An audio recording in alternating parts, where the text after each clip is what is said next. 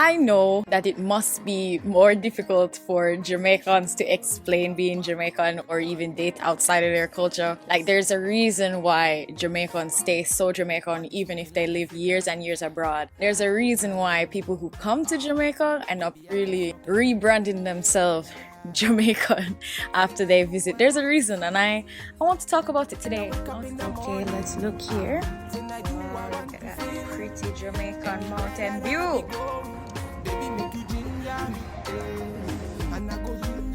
I sat down to have a conversation with my grandmother and some of her close friends who live in Miami about Jamaica. And I mean, we weren't purposely trying to talk about this, but it was just like naturally when a set of Jamaicans join up together and sit down at a table abroad somewhere else. It's just natural that you have to arrive at this mutual understanding that it is such a grace of God to be born Jamaican.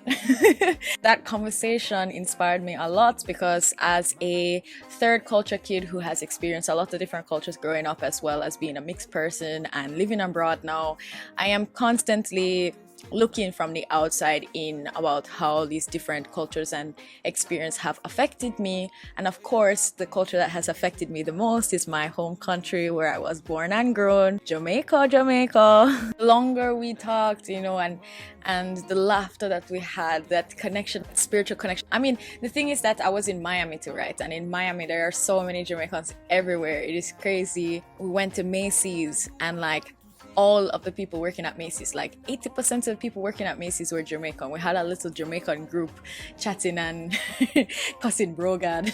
And the older I get is the more I start to think about my personal connection with Jamaica and what values were really instilled in me being Jamaican, and how me as a Jamaican, how I affect the people around me and the places, the environment around me by just being there. What is it that I end up bringing to the table as a Jamaican? And so I don't want to just talk about Jamaican food. So we already know the little yam and banana, the ackee and saltfish, the dancing. We already know the little sweet things that make us Jamaican. But I want to talk a little bit more for also the international audience out there who maybe don't know the underlying culture, the depth of what it means to be Jamaican, how I feel representing Jamaica abroad, as well as how I feel just being a Jamaican, the Jamaican experience surrounded by people who just, they're tasting this for the first time, you know what I mean?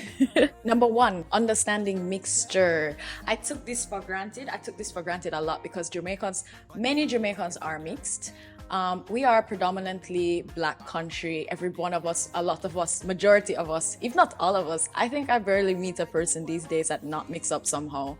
Also, not everybody knows what their mixture is, but we have become very comfortable with mixture because unlike the US, we didn't sit in our different little corners of the world and scrutinize each other to that degree. We mix up a lot, and although there still exists a lot of prejudice and a lot of racism and a lot of colorism in Jamaica, something that we are already very accustomed to is the fact that lots of people can coexist and how mixture works. So I'm mixed in a lot of ways. I am Chinese, Indian, black, white.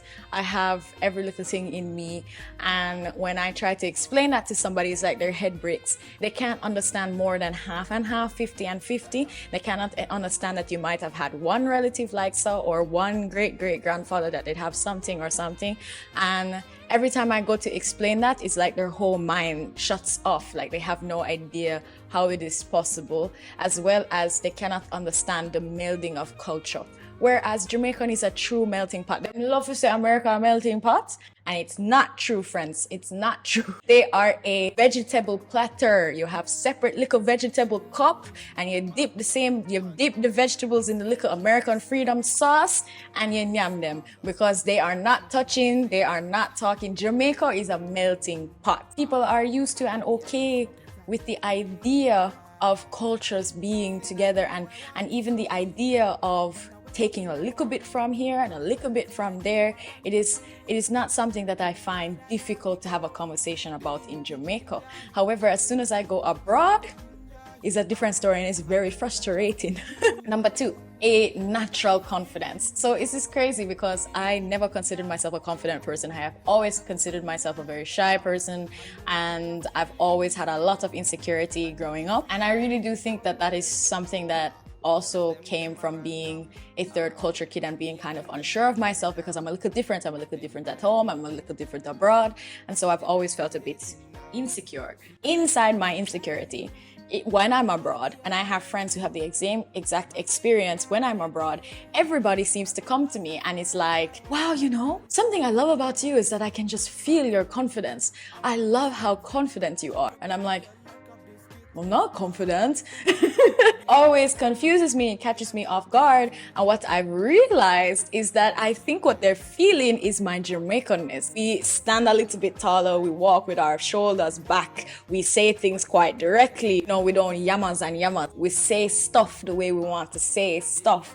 And we have, you know, confident body language. We move our hands in a certain way. When we go off, we go off, you know what I mean? And I think that is what they're feeling. That is the confidence they're feeling, is that being Jamaican already gives me a layer of confidence that other people have to train for. And I'm super grateful for that. In fact, as I told you earlier, the MBTI statistic says that we are one of the most consistently confident people in their data set.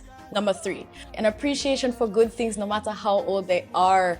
Jamaicans in Jamaica, things do not go out of style. We will listen to music from the 90s and we will listen to music that just met last month or something at the same party, and we do not care.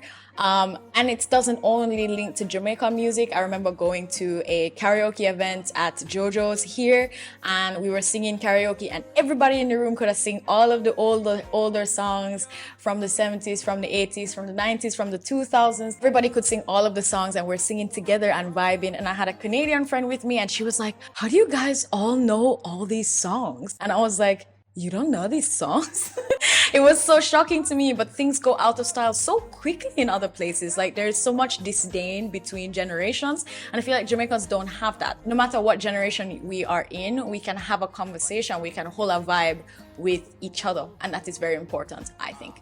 Number four, an innate feeling of self-value. So there's no natural hierarchy in Jamaica. You ever notice that Shaggy could walk down the road and him don't need a bodyguard really in Jamaica? You ever notice, say, somebody major famous could have gone past and nothing more than a, yo, what, go on, from screaming from across the streets, you know?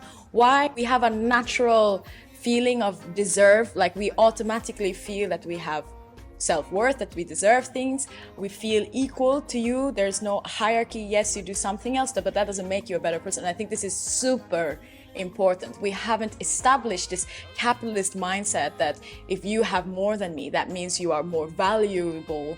You're a more valuable person to me. And I think that that is an incredible lesson, an incredible value that you can give to a child or a person going out into the world. And I mean, sometimes it can translate to arrogance for Jamaicans, but we're talking about the positives today, okay?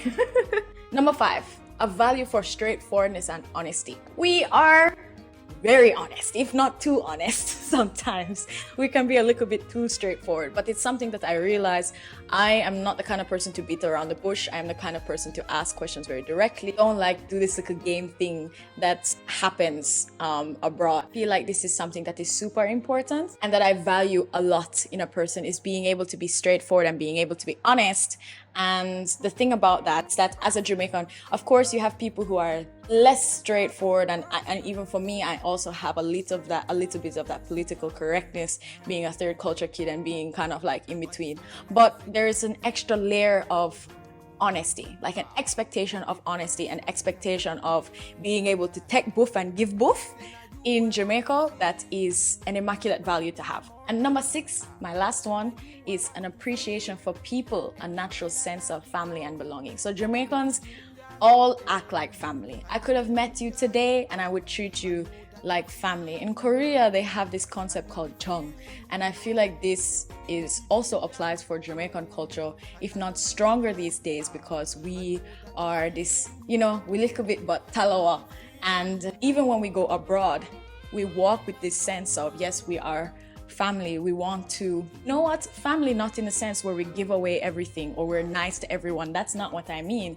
Family is not always nice to you. Family gives you tough love, and even for people that we don't know, we extend this level of empathy and also boundaries.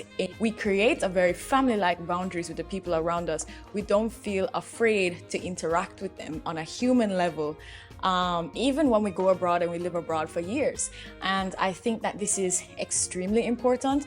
It takes away a lot of the bureaucracy and the back and forth thinking and the worrying and the, should I say this, or what do you think if that, you know what, I'm not gonna be able to play this game, you know, this game that they play abroad. That's not a Jamaican thing, you understand? Yeah, I think that's super important. So yeah, that's the video, guys. As a Jamaican abroad and a third culture kid, I'm constantly blessed with the ability to look from outside in at all of the wonderful values and perspectives that I've gotten as a Jamaican and as a Chinese-Jamaican and as a mix-up person and as someone who's able to live abroad in so many different countries. And yeah, I want to talk a lot more with you guys about Jamaica, about value systems, about being a healthier person, being more human and comfortable with yourself and not subscribing to society BS that makes you sick in the head, you know, that makes you stressed and toxic to yourself. Every part of me wants to celebrate these lessons that I've learned as being a Jamaican, and I'm so happy I get to share them with you today. If you enjoyed this video and you have a suggestion for another video, or you resonated with it, or I made you think of something you didn't think of before, leave a comment down below. I would love to hear what you think about it.